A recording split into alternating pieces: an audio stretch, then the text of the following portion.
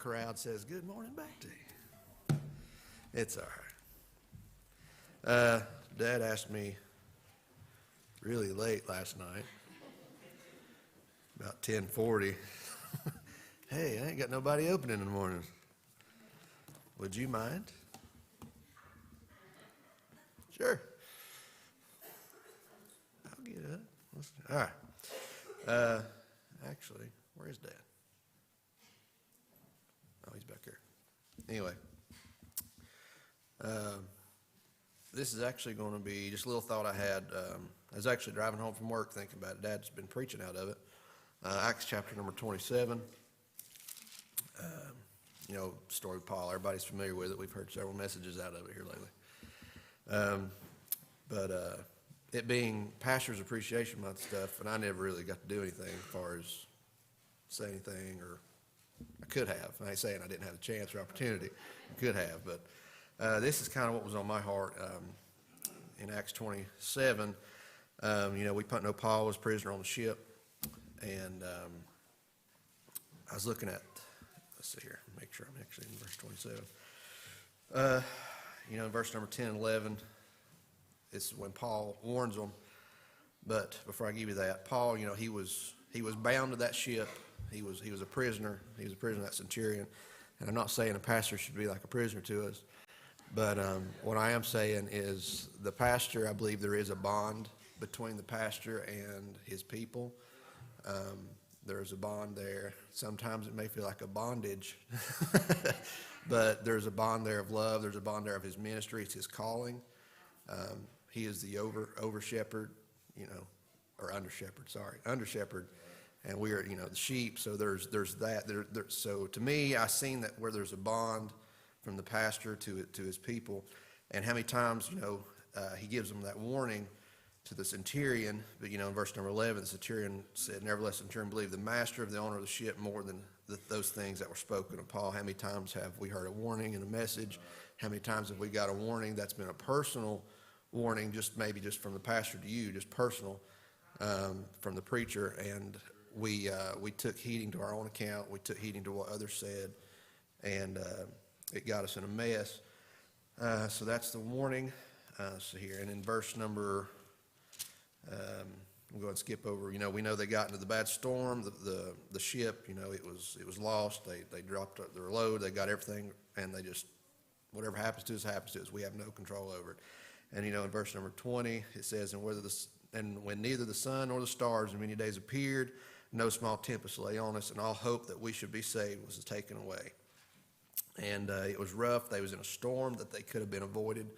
And that goes back to what I was saying, how many times do we get in the storms that we could have avoided, and because of the warning.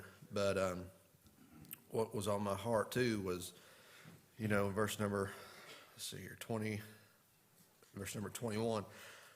Before I say it, I was talking about the pastor being the under shepherd and the bond to us.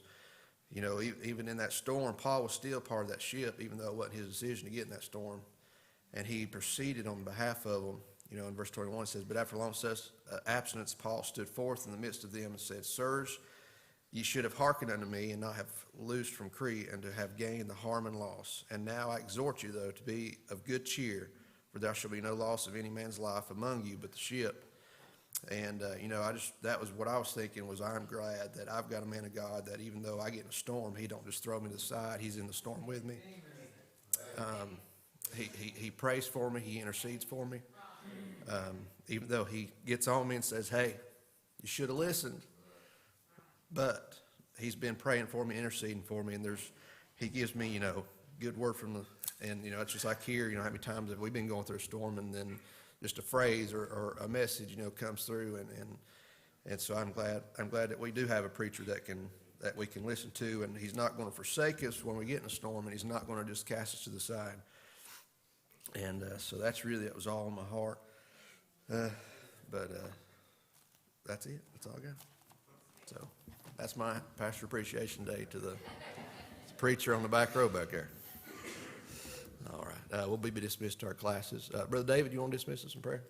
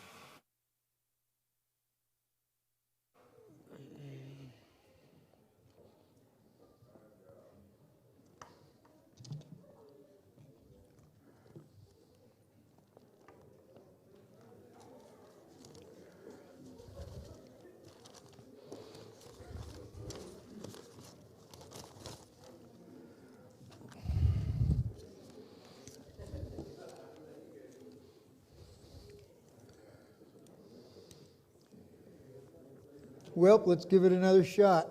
Good morning. Appreciated Blake's words this morning, and I think that we should ever more keep that on the tops of our hearts, that our pastor is appreciated, and that he's there for us through the ups and the downs, the good and the bad. And we know we've got Jesus there with us in the shipwreck, but isn't it good to know that our pastor's right alongside him there? All we have to do is call on either one of them, and they're there. I got a little bit more notice than Blake did. I don't know about Blake, but when my son was in a part of my business, a little more was expected of him than the others. So I imagine it's the same thing for a PK. I want to talk on a subject this morning that I'm sure anybody here tonight or this morning can identify with, because it's one that circulates in our lives and our hearts. If not in the past, more so now in the future. And that's the subject of peace. And I looked up some definitions of peace. In Merriam-Webster, the definition of peace is a state of mind, tranquility, or quiet. Tranquility or quiet. That really doesn't seem to imply anything spiritually. But in the Hebrew, the word for peace is shalom, which is usually used in coming and going. Shalom means leave or come in peace. And back in the day, this was peace in my book. But the Greek word for peace is eirene, and it basically means peace and rest, and it's derived from the verb join.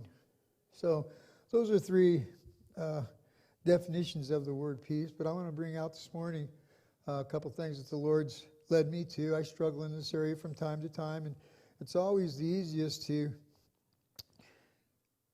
present anything to a lesson or anything that you've got some personal experience with. And struggles with peace are sometimes a part of my life. So because of that, I've been in the Word and researched the Word and tried to be equipped with the things that I need to do to overcome the ups and downs of peace that we have in the struggles of our world today. Trusting in the work of Christ, we can have reconciliation and peace with God. And see, I got my notes backwards here. So what I'm going to be talking about this morning is inner peace that produces a sense of well-being within our spirit.